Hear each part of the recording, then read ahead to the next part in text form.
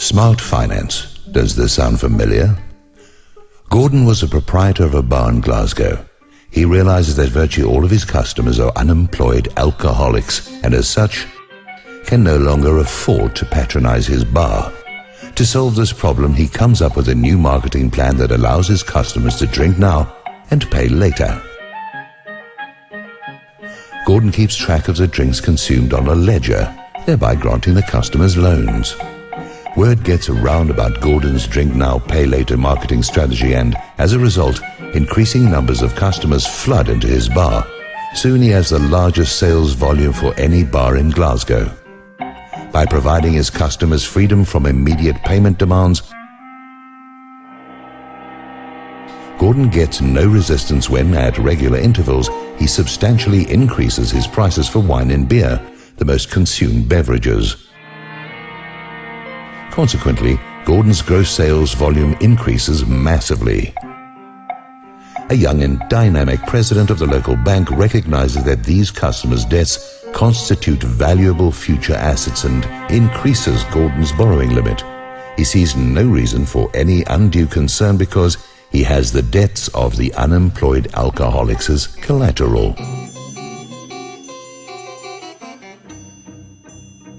At the bank's corporate headquarters, expert traders figure a way to make huge commissions and transform these customers' loans into drink bonds.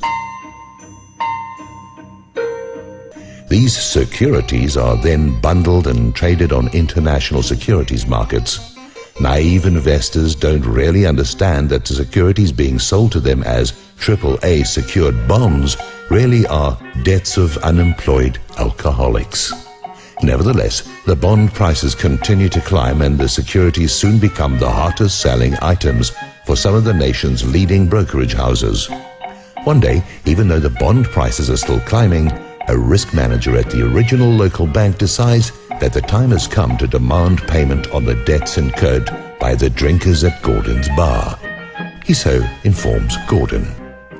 Gordon then demands payment from his alcoholic patrons, but being unemployed alcoholics, they cannot pay back their drinking debts.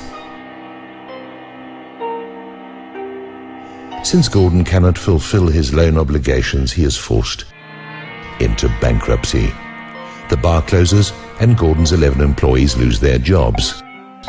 Overnight, drink bond prices drop by 90%.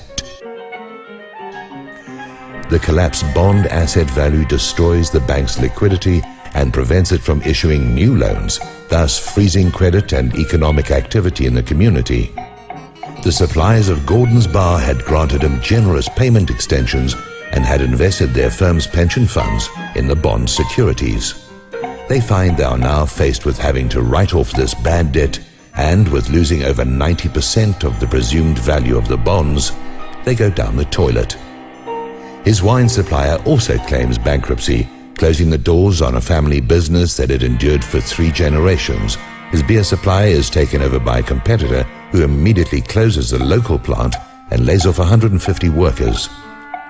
Fortunately, though, the bank, the brokerage houses, and their respective executives are saved and bailed out by a multi-billion-dollar no-strings-attached cash infusion from the government.